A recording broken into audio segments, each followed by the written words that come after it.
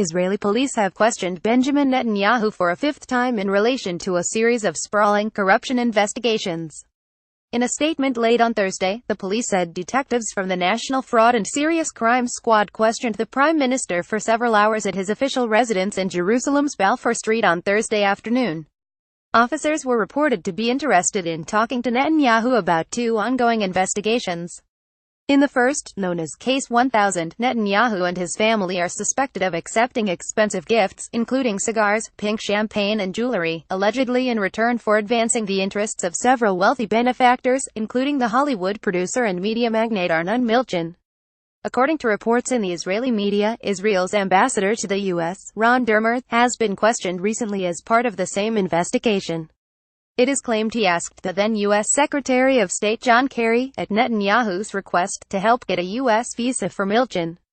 Detectives were reportedly also keen to question Netanyahu on a second affair, known as Case 2000, which is examining allegations that he improperly sought a deal to get more favorable coverage from one of Israel's leading newspapers, Yedioth Ahronoth.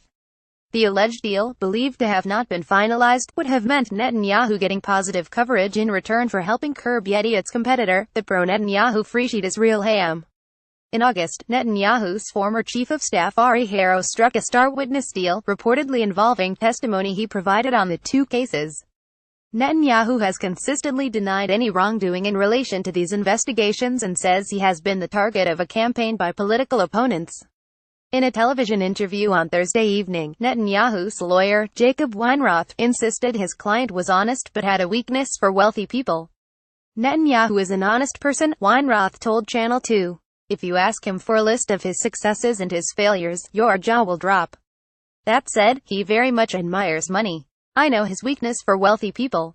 Earlier this week, two of Netanyahu's closest associates, his personal lawyer David Shimrand and Isaac Molcho, who has acted as a foreign envoy, were questioned over a third investigation, Case 3000, involving a €2 billion £1.8 billion deal for Israel to purchase German submarines and patrol boats. Netanyahu is not a suspect in this case, although recent reports suggest police may ask him to give testimony. Meanwhile, key figures in the Prime Minister's own party continued to advance parliamentary legislation, the sole aim of which is apparently to protect Netanyahu from any future indictment. While Netanyahu has aggressively tried to ride out the damage from the investigations, recent polls have suggested they may be taking a toll, both on his own standing and that of his party. If the polls are right, and elections were to happen soon, Netanyahu would fall short of the number of seats needed to form a coalition. A recent Channel 12 poll found that a majority of Israelis believed he should step down as prime minister at the end of his current term, with only 38% wanting him to remain in power for another term.